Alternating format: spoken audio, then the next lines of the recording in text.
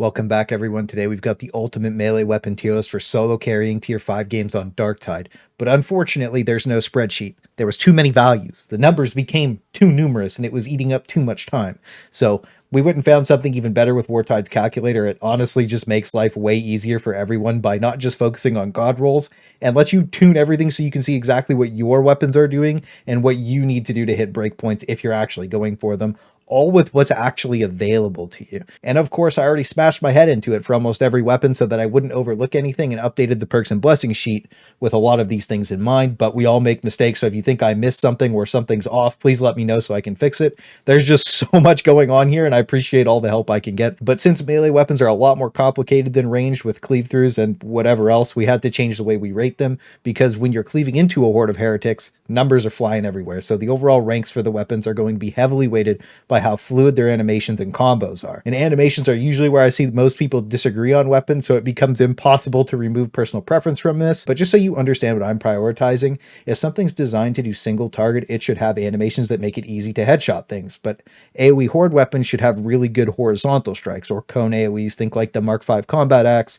or the Bull Butcher. But things that are clunky with bad animations or bad locks will be cooking in the dumpster fire. But most importantly of all, fluid combos that are smooth and feel good to use that don't leave you open to counterattacks will reign supreme. And like the other tier list, every standout melee weapon has a VOD linked in the description of me using it in mostly solo queue Damnation games, which, as you know, always go perfect with no hiccups every single time. And the ones that aren't here will be releasing every day on my second channel that I post all my raw gameplay videos on, so you can see visual proof of me getting hit by every sniper shot with mostly random teammates, and rest assured that every weapon was as stress tested as the comments in the last tier list video where we talked about the foxtails. And it's a good thing that most of the furries seem to not care. They were just happy they were mentioned at all. It honestly just got kind of weird, but you know what they say, if they can afford to buy a $5,000 furry suit, they can afford to send me a $10 pipe bomb. So we're going to leave them be and break down the tier list. With S tier being god carry weapons that work and stand out in almost every single situation and have the best or my favorite animations, A tier being good in most situations with only a few drawbacks, B is average across the board or very niche. And just to expand on the niche part, if you use the weapon a lot, you'll probably do pretty good with it. It's just way easier to do well with the S tier weapons, and I think most of the B tier weapons actually need buffs.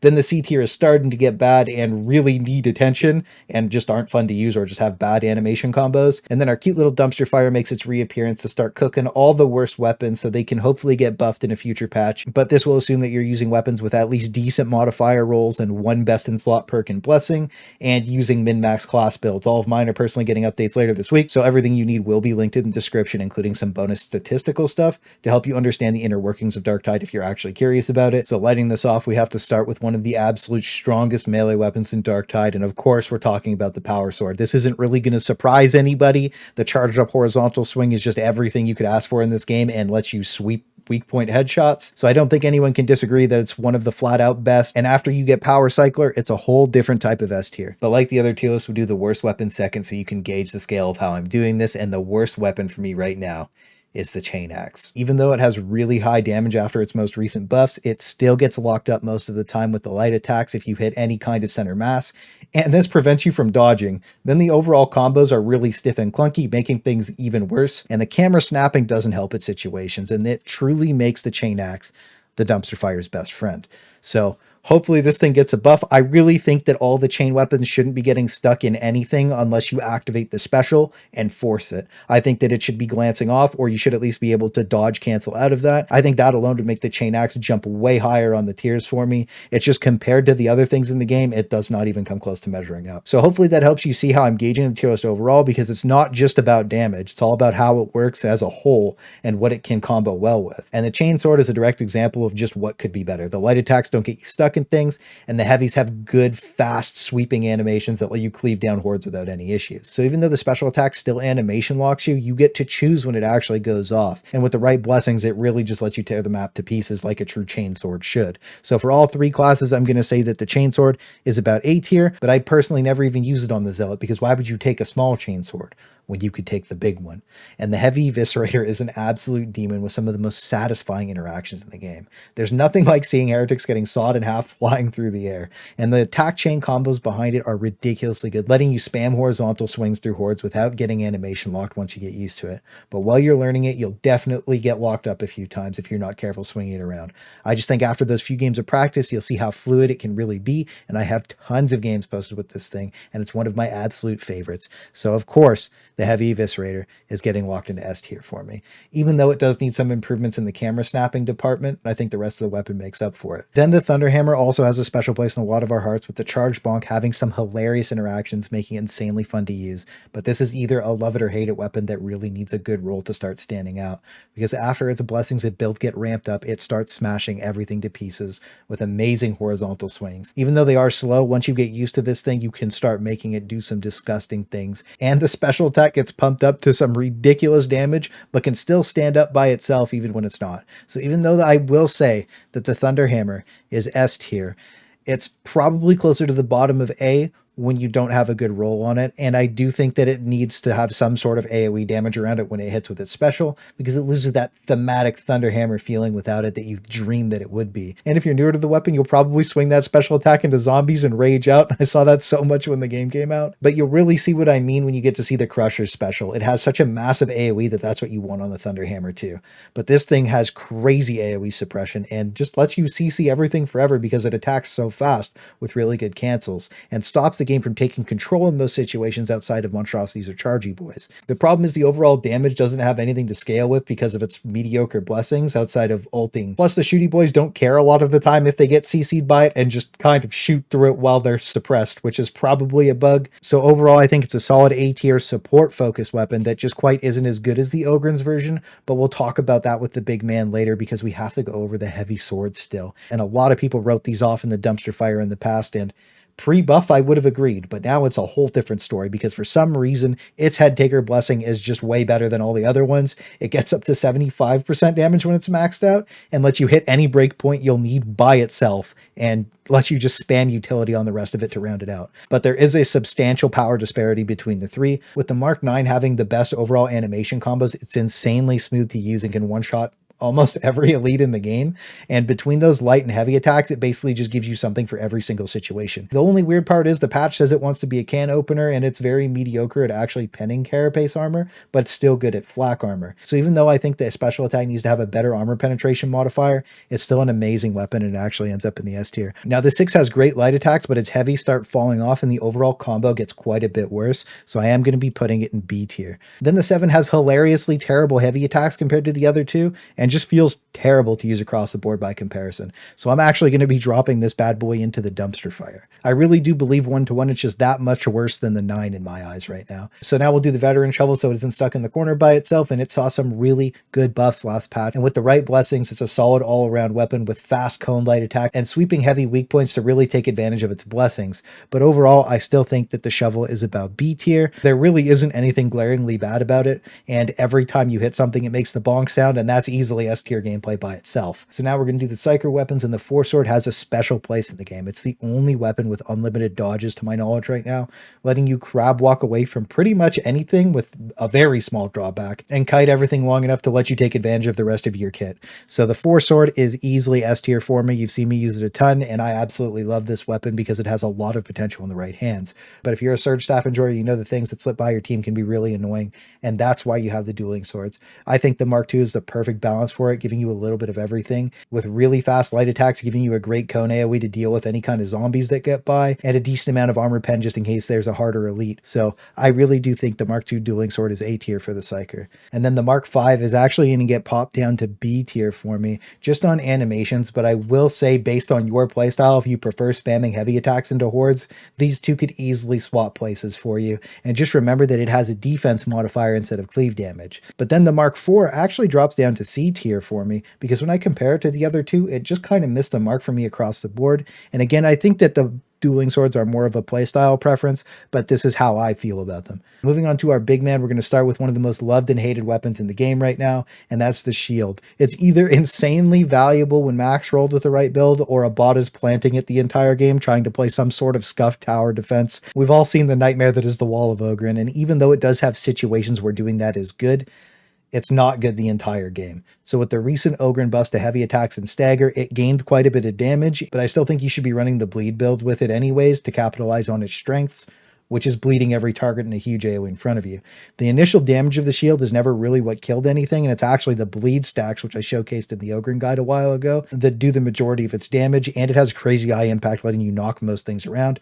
Plus it got this interesting blessing taunting blow that could be super useful. I rolled a ton of shields, and I just haven't seen it yet, so I'm not sure if it's actually in the game, but if somebody has gotten it, please just let me know with a comment or post a screenshot of it on Discord. But for the sake of this tier list, I am assuming that it is in, and here's where the salt farm begins.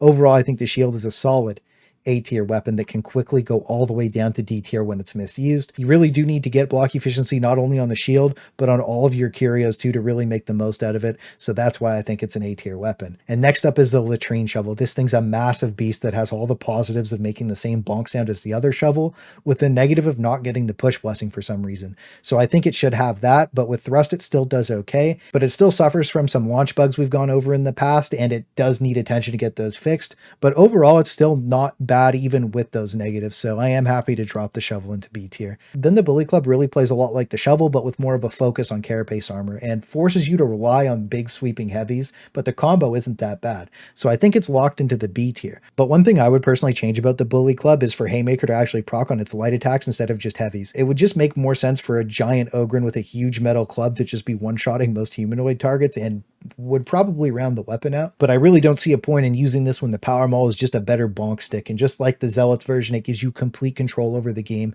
and lets you spam CC everything. But on the Ogryn, I think it has way better animations and just performs really well with its kit, and pulls itself into the S tier as an amazing support weapon with the potential to do some serious damage by letting you take control of every situation as the thick boy you were meant to be. But now we have all three cleavers, and each one is loved by one Ogryn or another, so I'm assuming some thick boy will be mad about this, but that's okay, because the Mark III Bull Butcher takes the cake as the absolute strongest cleaver, letting you W key everything with some of the best light attacks in the game. Even a liquid of zombies is no match for you, but all the Ogryn mains knew this thing was a beast already, and easily pulls itself ahead of the other two into the S tier with the mindless energy an Ogryn deserves. Now the Mark VI has better heavy attack cleave distribution, but requires a little more brain power to use, plus all three cleavers have the same type of heavy attack sweep, so you're not really gaining anything by removing the power of the lights from the three when you swap over to this thing. So it's actually going to drop down to B tier for me. And I know about the macro, but I never account for stuff like that because 99% of people will never touch it.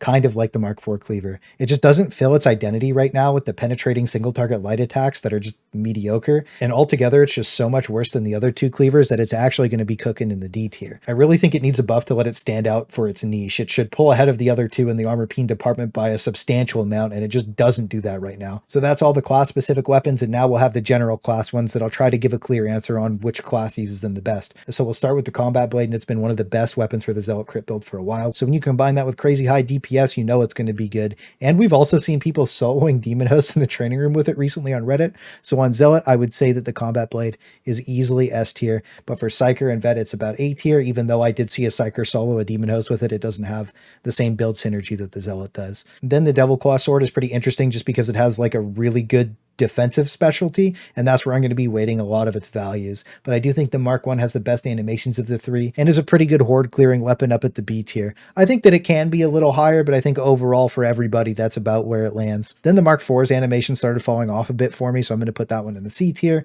and the 7 actually drops all the way down to D tier for me because compared to the Mark I, it just doesn't have the same horde clearing potential and just doesn't feel as fluid. Then the Tactical Axes easily get taken over by the Mark II. Its light and heavy animations are super clean and has some crazy high crit chance when it's fully set up, making it a real DPS machine for the Zealot crit build. So I do think it's S tier for the Zealot, but the Vet and the Psyker can't really take the same advantages of it, but with the higher base crit on the Veteran, I think it's about A tier, and the Psyker, it's probably B tier. So I think I'll just drop it in A for now. Just remember those special notes I made of it. Then the Mark IV is just bad. Its animations are worse than some found footage at a college film festival, and I don't know why you would torture yourself with this thing. So it absolutely landed itself in the dumpster fire for me. But it's a good thing the 7 redeems the series with some good wholesome attack animations that don't make your eyes bleed. And I think it's pretty close to the Mark II, and this one's probably a personal preference thing, but I will say it's probably going to land in B tier across the board for the same type of reasons that we talked about a second ago. But now for our final weapon and a community favorite, the Mark V Combat Axe. It just has insanely clean animations, whether you're cleaving through a horde or bonking an elite on the head.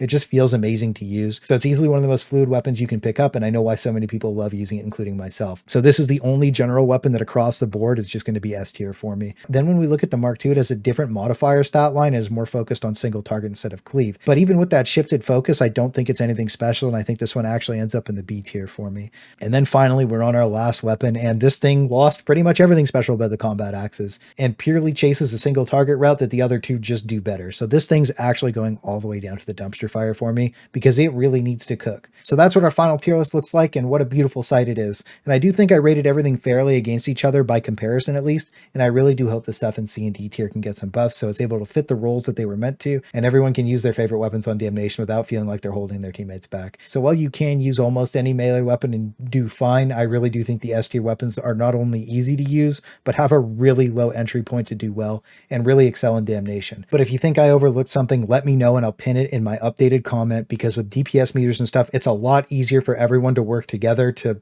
get all the right info, and I would much rather be wrong and fix the tier list so that way it's as accurate as possible and we have the best info for the community, because there's so many different factors that I probably missed a few things just like the first range tier list, but with the help of everybody it made the second one just infinitely better. So again, this tier list along with the range one will be updated every week in my patch note update videos if they're big enough to warrant one, and if there's a massive balance pass again, then they'll get their own videos. But that's all for now, and I hope you have a great night.